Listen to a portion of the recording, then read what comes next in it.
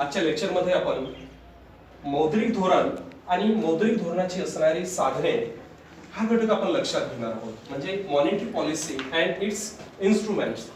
आता यामध्ये मौद्रिक धोरण किंवा त्यालाच आपण चलनविषयक धोरण असं म्हणतो, तर त्याची साधनं कोणती आहेत या घटकाची आपल्याला उल्लेखना करायची आहे. यानंतर आपल्याला जे आहेत तर राजकोषीय धोरण पाहायचे आहे, राजकोषीय धोरणाची साधनं पाहायची आहे आणि मौद्रिक धोरण आणि राजकोषीय धोरण जे आहे तर त्याची परिणामकारकता ISLM मॉडेल संदर्भामध्ये आकृती निहाय आपल्याला पाहायचं आहे. ओके, तर आज आपण मौद्रिक धोरण आणि चलनविषयक धोरण किंवा चलनविषयक धोरण हे काय आहे त्याची व्याख्या आणि त्याची साधनं हे आपण पाहणार आहोत. तर आपण एक थोडंसं अर्थव्यवस्थेचं संचलन कशा पद्धतीने चालतं, आपली अर्थव्यवस्था जी आहे ते कशा स्वरूपाने चालते, म्हणजे संपूर्ण ही अर्थव्यवस्था दिसते, म्हणजे केंद्र सरकार असेल, राज्य सरकार असेल, स्थानिक सरकार असेल, इव्हन ग्राम पातळीपर्यंत ही संपूर्ण अर्थव्यवस्था चालते कशी, किंवा अर्थव्यवस्था एकूण जे आहे तर त्याची मांडणी कशी होते, तर हे आपल्याला लक्षात घ्यावं लागेल. त्याच्या पाठीमागे थोडेसे पार्श्वभूमी मानली जाते. तर आपल्याला असं दिसेल की एकूण अर्थव्यवस्था संचलन होण्याची दोन घटक आहेत. एक म्हणजे आपल्याला असं दिसेल की मौद्रिक धोरण आहे आणि दुसरं एक राजकोषीय धोरण आहे. आता मौद्रिक धोरण जे आहे तर हे मौद्रिक धोरण कोण ठरवतं, तर आपल्याला असे दिसेल की रिझर्व्ह बँक ऑफ इंडिया जे आहे, ज्याची स्थापना कधी झालेली आहे 1 एप्रिल 1935 रोजी याची स्थापना झालेली आहे. बरोबर आहे. 1949 ला राष्ट्रीयकरण प्राप्त झालं वगैरे वगैरे असो, त्या घटकाकडे आपल्याला फारसं जायचं नाही. तर मध्यवर्ती bank he reserve bank of India मानली जाते आणि हे प्रत्येक वर्षी जे आहे तर काय करत असते, आपलं धोरण पतधोरण जे आहे जाहीर करते. म्हणजे यामध्ये एका वर्षामध्ये जे आहे 2 वेळा काय केलं जातं, पतधोरण जाहीर केलं जातं. आणि अर्थव्यवस्था कोणत्या परिस्थितीमध्ये आहे, समजा यामध्ये तेजीमध्ये असेल किंवा अर्थव्यवस्था मंदीमध्ये असेल, या दोन्ही परिस्थितीमध्ये नेमकी कोणती भूमिका घेतली पाहिजे याची उल्लेखना यामध्ये जे आहे मौद्रिक धोरणामध्ये केली जाते. म्हणजे समजा अर्थव्यवस्थेमध्ये जर तेजीची परिस्थिती असेल तर यामध्ये एकूण CRR असेल किंवा SLR असेल किंवा बँक रेट असेल तर याचं प्रमाण काय केलं जातं, वाढवलं जातं. आणि त्यामुळे आपल्याला असं दिसेल की रेपो रेट आणि रिव्हर्स रेपो रेट याचं सुद्धा प्रमाण यामध्ये काय केलं जाईल, वाढवलं जाईल. म्हणजे ही एक बाजू आपल्याला मौद्रिक धोरणाच्या संदर्भामध्ये रिझर्व्ह बँक ऑफ इंडिया आपली महत्त्वाची भूमिका यामध्ये बजावत असते. आता यामध्ये CRR म्हणजे कॅश रिझर्व्ह रेशिओ असं म्हटले गेलेलं आहे. बरोबर आहे. आता यामध्ये कॅश रिझर्व्ह रेशिओ म्हणजे काय आहे किंवा SLR काय आहे, बँक रेट काय आहे, रेपो रेट काय आहे, रिव्हर्स रेपो रेट काय आहे, या संकल्पना आपल्याला माहित असणं गरजेचं आहे. बरोबर आहे. याचा अर्थशास्त्रीय परिभाषितपणा जरी आपल्या उत्तरामध्ये अचूकता जरी आली नाही तरी आपल्याला जे आहे आपल्या भाषेमध्ये सुद्धा त्याची मांडणी करता आली पाहिजे. बरोबर आहे. समजा परीक्षेमध्ये तुम्हाला विचारलं गेलं की मौद्रिक धोरण म्हणजे काय ते सांगून मौद्रिक धोरणाची साधनं कोणती आहे ते स्पष्ट करा. बरोबर आहे. एक सर्वसाधारणपणे 10 गुणांसाठी तुम्हाला हा प्रश्न विचारला जातो आणि याच्यामध्ये आपल्याला या संकल्पना माहित असणं हे गरजेचं आहे. केवळ हा जो घटक आहे तर इतपत म्हणजे तुम्हाला SYBA साठीच नाहीये, तर ह्याचे घटक जे आहेत तर इव्हन MPC सारखा घटक आहे किंवा यामध्ये UPC सारखा घटक आहे किंवा वेगळ्या प्रकारच्या राष्ट्रीय पात्रता परीक्षा नेट किंवा सेट अशा स्पर्धा परीक्षेसाठी सुद्धा याच्यावर काही प्रश्न विचारले गेलेले आहेत, त्याचा अनुभव आहे. आता यामध्ये मौद्रिक धोरण जे आहे तर यामध्ये आपल्याला असं दिसेल की रिझर्व्ह बँक ऑफ इंडिया ठरवते आणि प्रत्येक वर्षी 2 वेळा पतधोरण जाहीर करतं. आता यामध्ये संकल्पना आपण पाहूया की काय आहे. CRR म्हणजे काय, कॅश रिझर्व्ह रेशो. सर्वप्रथम आपण आपल्या भाषेमध्ये आपण त्याची मांडणी लक्षात घेऊया, म्हणजे तुम्हाला जे आहे तर ती व्याख्या किंवा ते संकल्पना जे आहे ते समजू शकेल. आता यामध्ये कॅश रिझर्व्ह रेशो म्हणजे काय आहे की समजा मी एक रिझर्व्ह बँक आहे. बरोबर आहे. मी एक रिझर्व्ह बँक आहे आणि तुम्ही सर्वजण काय आहात, व्यापारी बँक आहात. आता यामध्ये मी काय सांगितलेलं आहे की अर्थव्यवस्थेमध्ये तेजीची परिस्थिती आहे. तेजीच्या परिस्थितीमध्ये आपल्याला माहित आहे की काय होतं, म्हणजे उत्पादकाचा लाभ आणि ग्राहकांचा काय होतो, तोटा होतो. म्हणजे आपल्याला उत्पादकाची संख्या बाजारपेठेमध्ये अधिक आहे की ग्राहकाची संख्या अधिक आहे, ग्राहकाची. म्हणजे यामध्ये जास्त फायदा कोणाचा झाला पाहिजे, ग्राहक. म्हणजे एकीकडे उत्पादकाचं नुकसानही झालं नाही पाहिजे आणि ग्राहकांचा मोठ्या प्रमाणामध्ये तोटाही झाला नाही पाहिजे. म्हणजे दोन्ही घटक यामध्ये महत्वपूर्ण असतात. म्हणून अर्थव्यवस्थेमध्ये रिझर्व्ह बँक ऑफ इंडिया जे आहे पतधोरण त्याच्यासाठी जाहीर करत असते. आता समजा CRR मध्ये मी एक रिझर्व्ह बँक आहे, तुम्ही व्यापारी बँक आहात. मग यामध्ये आता तेजीची परिस्थिती आहे, तेजीच्या परिस्थितीमध्ये CRR चं प्रमाण मग काय केलं पाहिजे, वाढवलं पाहिजे. बरोबर आहे. आता यामध्ये जर कमी केलं तर तुमच्याकडे जास्त पैसा खेळता राहील, तुम्ही इतर घटकांना जास्त कर्ज द्याल आणि अर्थव्यवस्था तेजीच्या पातळीकडून म्हणजे शीघ्र पातळीकडे जाईल आणि त्यामुळे अर्थव्यवस्थेमध्ये मोठ्या प्रमाणामध्ये असमतोल म्हणजे श्रीमंत आणि गरीब यातील असणारी दरी मोठी होऊन अर्थव्यवस्थेमध्ये विषमता निर्माण होईल. आता ही विषमता कमी व्हावी, अर्थव्यवस्थेत किंमत स्थैर्यता असावी, पूर्ण रोजगार पातळी असावी, हे वेगळ्या प्रकारचे उद्दिष्ट आहेत. ते उद्दिष्ट प्राप्त होण्याच्या दृष्टिकोनातून रिझर्व्ह बँक मौद्रिक धोरणाच्या माध्यमातून हे साधण्याचा प्रयत्न करत असते. आता CRR म्हणजे काय आहे, मी एक रिझर्व्ह बँक आहे, तुम्ही व्यापारी बँक आहे, तुमचा पैसा मला कमी करावायचा आहे. बरोबर आहे. तर यामध्ये मी काय करेन की CRR चं प्रमाण काय करेन, वाढवेल. म्हणजे तुमच्याकडे असणारे जे एकूण ज्या ठेवी ज्या आहेत त्याचा विशिष्ट स्वरूपाचा भाग मी काय करेन, माझ्याकडे घेईन. बरोबर आहे. म्हणजे जर तुम्ही एकूण ठेवीपैकी विशिष्ट ठराविक भाग जर माझ्याकडे जर स्थानांतरित केला तर तुमचा पैसा काय झाला, इथे कमी झाला. बरोबर आहे. आणि त्या स्वरूपाचे तशा प्रकारची मर्यादा घातल्यामुळे आपल्याला असं दिसेल की एकूण जे आहे अर्थव्यवस्था तेजीकडून यामध्ये समतोलाकडे येऊ लागते. म्हणजे यामध्ये जर समजा अर्थव्यवस्थेमध्ये 6 किंवा 7% जर यामध्ये मोठ्या प्रमाणामध्ये इन्फ्लेशन रेट असेल तर यामध्ये अर्थव्यवस्थेमध्ये असमानता निर्माण होते, ज्याला आपण जे आहे मोठ्या प्रमाणामध्ये भाववाढ असं मानतो. तर यामध्ये CRR म्हणजे आपल्याला असं दिसेल की रिझर्व्ह बँका व्यापारी बँकांना असं सांगत असतं की एकूण निधीपैकी ठराविक निधी तुम्ही काय केला पाहिजे, आमच्याकडे ठेवला पाहिजे आणि ते बंधन युक्त असतं आणि अशा प्रमाणाला त्यांनी काय म्हटलेले आहे, CRR असं म्हटलं गेलं. सर्वप्रथम संकल्पना आपल्या परिभाषेत आपण समजून घेऊया. अर्थशास्त्री परिभाषा त्याची मांडणी नंतर आपण लक्षात घेऊ. दुसरे एक आहे SLR. बरोबर आहे. आता SLR म्हणजे काय आहे की तुमच्या ठेवी आहेत. समजा तुम्ही वेगळ्या प्रकारच्या राष्ट्रीयकृत बँक आहात. फॉर एक्झाम्पल एक बँक आपण असं मानू की पंजाब नॅशनल बँक मोठा घोटाळा केलेला आहे. बरोबर आहे. असो काही मात्र त्या घटकाची आपण उल्लेख फारसं करत नाही, त्याच्यावर टीका टिप्पणी नको. तर पंजाब नॅशनल बँक आहे. बरोबर आहे. त्याच्याकडे असणाऱ्या वेगळ्या प्रकारच्या ठेवी आहेत. जर SLR चं प्रमाण कमी केलं तर ते कर्जाचं प्रमाण, कर्ज देण्याची क्षमता सुद्धा त्यांची काय होईल, वाढेल. लोकांची क्रयशक्ती वाढेल आणि क्रयशक्तीच्या माध्यमातून यामध्ये एका व्यक्तीचा खर्च म्हणजे दुसऱ्या व्यक्तीचं काय असतं, उत्पन्न आहे. म्हणजे अर्थव्यवस्थेमध्ये विस्तारितपणा येत जाईल आणि अर्थव्यवस्था पुन्हा तेजीकडून अतिशीघ्र पातळीवर जाण्याचा प्रयत्न होईल. म्हणजे यामध्ये अर्थव्यवस्थेमध्ये समानता आणण्यासाठी आपल्याला CRR चं प्रमाण सुद्धा यामध्ये काय केलं जातं, वाढवलं जातं. म्हणजे यामध्ये पंजाब नॅशनल बँकेकडे असणारी जी एकूण रक्कम आहे तर रिझर्व्ह बँक काय करेल की एकूण शिल्लक जे असणार एकूण जो निधी आहे किंवा जो खेळतं भांडवल आहे त्या भांडवलाचा विशिष्ट स्वरूपाचा रक्कम, विशिष्ट स्वरूपाचे निधी जे आहे ते वेगळ्या स्वरूपात काढून ठेवायचा आणि त्यांनी स्वतःजवळच ठेवायचा. बरोबर आहे. म्हणजे त्यांचं काय, हे जर प्रमाण जर वाढवलं तर निश्चितच त्यांच्याकडचा पैसा काय होईल, कमी होईल. कारण की निधी स्वरूपामध्ये वेगळ्या स्वरूपात निधी स्वतःजवळच ते ठेवतात, मात्र त्या पैशाला ते हात लावत नाहीये किंवा त्याचा वापर कर्जाचे देवाणघेवाण करण्यासाठी होत नाहीये. म्हणजे या ठिकाणी काय होईल की त्यांच्याकडे असणारा पैसा काय होईल, हळूहळू कमी होईल. आणि हा एक महत्वपूर्ण घटक आहे. आता दुसरे एक आहे बँक रेट आहे. बरोबर आहे. आता अर्थव्यवस्थेमध्ये तेजीची परिस्थिती असताना यामध्ये बँक रेट वाढवले जातील की कमी केले जातील?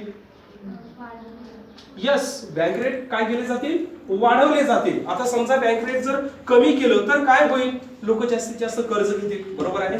बँका सुद्धा कर्ज देण्याचं प्रमाण वाढवतील. आता यामध्ये आपल्याला असं दिसेल की बँक रेटचं प्रमाण वाढवलं तर लोकांची कर्ज घेण्याची मागणी काय होईल, कमी होईल. लोकांची कर्ज घेण्याची मागणी कमी झाली की वेगळ्या प्रकारचे गुंतवणुकीसाठी निधी काय होईल, कमी होईल. आणि त्यामुळे एकूण जे आहे लोकांची क्रयशक्ती कमी होऊन अर्थव्यवस्था तेजीच्या पातळीवरून कोणीकडे जाईल, समतोल अवस्थेकडे. म्हणजे इथं जे आहे घसरणीला लागेल किंवा मंदीतच लगेच जाईल अशातला भाग होत नाही. अर्थव्यवस्था एक जे अर्थव्यवस्थेमध्ये असणारे मोठ्या प्रमाणात जे भाववाढ आहे त्याचं प्रमाण कमी करायचं आहे. त्याच्यासाठी हे प्रयत्न. त्यानंतर रॅपो रेट ही एक महत्वाची संकल्पना. रॅपो रेट बरोबर आहे.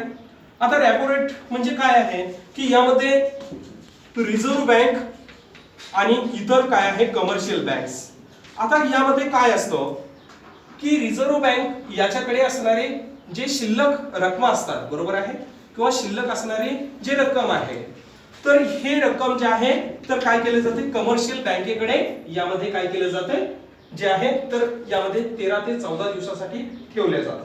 आणि या 13 ते 14 दिवसासाठी ठेवलेल्या रकमावर यामध्ये एकूण जे आहे तर रिझर्व्ह बँक काय करते त्यांच्यावर व्याजदर आकारते. मात्र हे 13 ते 14 दिवसानंतर हे व्यापारी बँका काय करतात लगेच रिझर्व्ह बँकांना ते काय करतात की आहे रिटर्न जे आहे तर त्यांचं असणारं जे रोखता आहे किंवा वेगळ्या स्वरूपात असणारे निधी आहे वेगळ्या प्रकारचे असणारे घटक आहेत त्याच्यावर असणारा व्याजदर जे आहे तर जी रिझर्व्ह बँक आकारते त्यालाच आपण काय म्हणतो रॅपो रेट असं म्हणतो. लक्षात घ्या तुम्हाला समजेल त्या परिभाषेमध्ये सांगण्याचा आपला प्रयत्न आहे बरोबर आहे.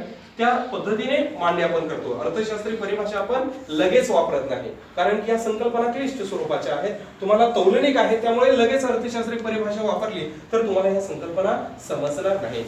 रॅपो रेट याचा अर्थ तुमच्या लक्षात येतो म्हणजे रिझर्व्ह बँकेकडे विशिष्ट स्वरूपाची असणारी रक्कम आहे ती रक्कम ते काय करतात 13 ते 14 दिवसासाठी किंवा सर्वसाधारण कमी दिवस कालावधी 15 दिवस समथिंग म्हणा तर या कालावधीसाठी कुणाकडे देतात ते व्यापारी बँकाकडे देतात.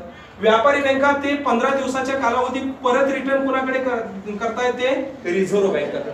मग हे रिटर्न करत असताना रिझर्व्ह बँक व्यापारी बँकांना त्याच्यावर जो व्याजदर आकारते त्याला त्यांनी काय म्हटलेलं आहे रॅपो रेट असं म्हटलेलं आहे. आता दुसरी एक महत्त्वाची संकल्पना आहे ते म्हणजे reverse repo rate. Reverse repo rate.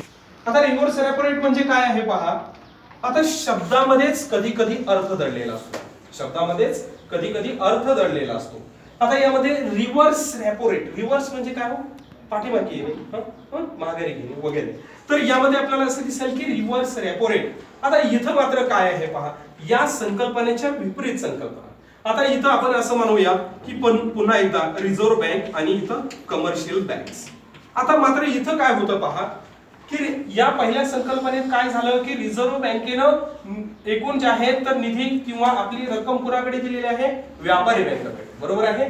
आणि व्यापारी बँकांना ठराविक कालावधीसाठी त्यांनी जी रक्कम दिलेली आहे ते रिटर्न करत असताना त्याच्यावर आकारण्यात येणारा व्याजदर म्हणजे आपण काय म्हणतो रॅपो रेट असं म्हणतो. आता यामध्ये दुसरा एक महत्वपूर्ण आहे रिव्हर्स रॅपो रेट.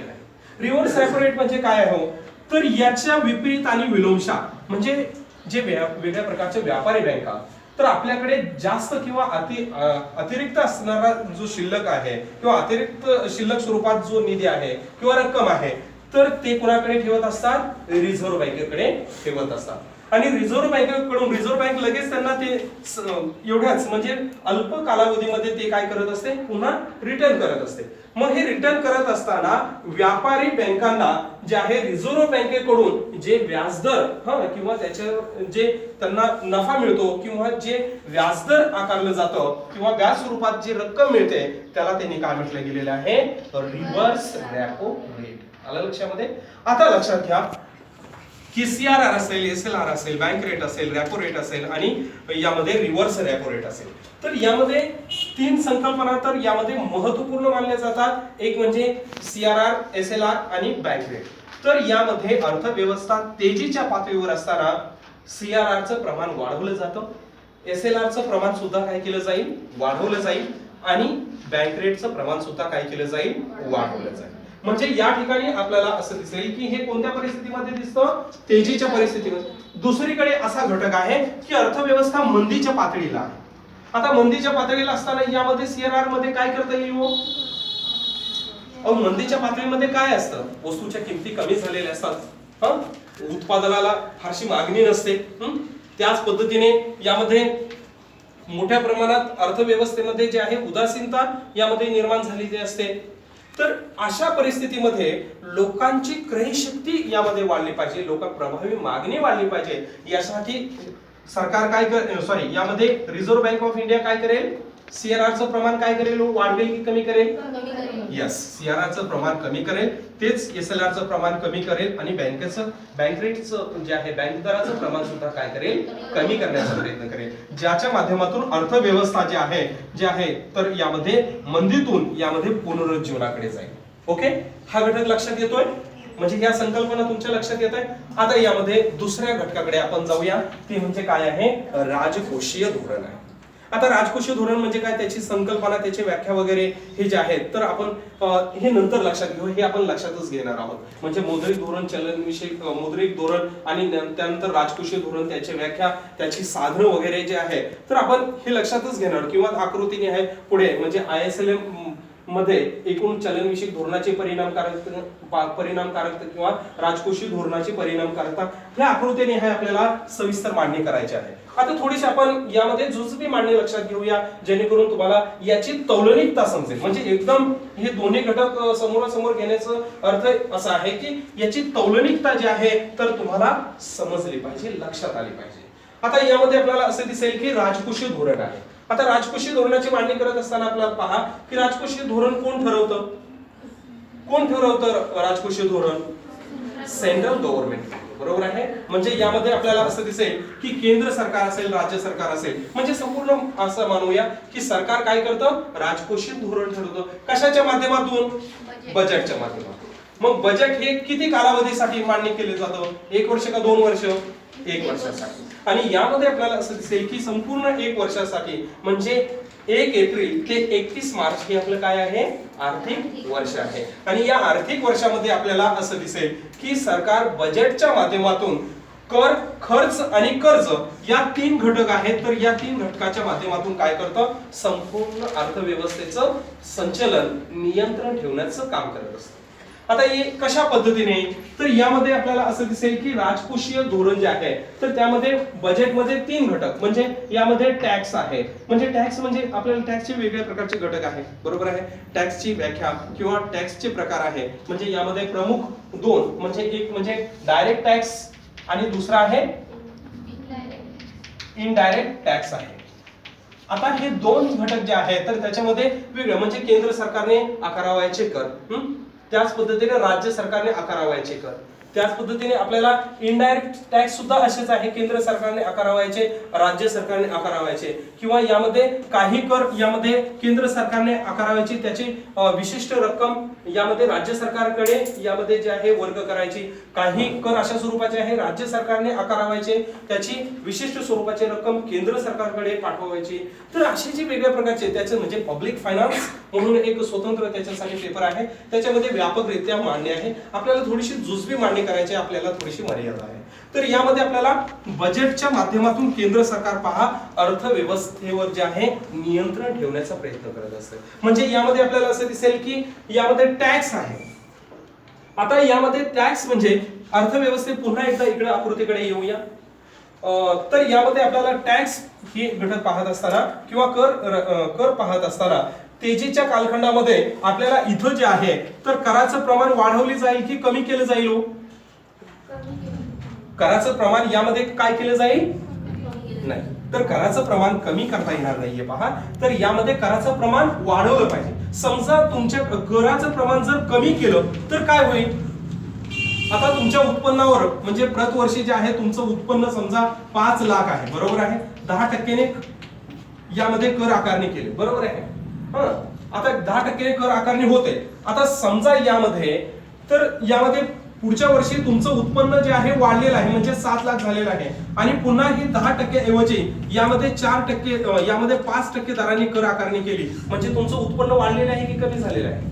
उत्पन्न तुमचं वाढलेलंच आहे, करायचं यामध्ये दर ही कमी आहे. म्हणजे तुम्ही काय करणार की जास्तीत जास्त जे आहे तुमची क्रयशक्ती वाढणार आहे, वेगळ्या वस्तूसाठी मागणी वाढणार आहे. म्हणजे अर्थव्यवस्थेमध्ये ही तेजीतून अर्थव्यवस्था पुन्हा काय होईल, जास्त यामध्ये घोडदौडी चलन वाढ आहे, त्या पातळीकडे अर्थव्यवस्था जाण्याचा प्रयत्न होईल. म्हणजे यामध्ये अर्थव्यवस्था तेजीमध्ये असताना कराचं प्रमाण काय केलं पाहिजे?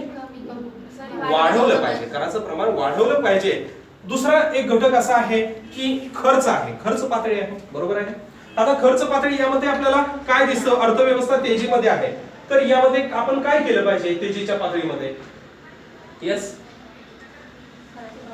तेजीच्या पातळीमध्ये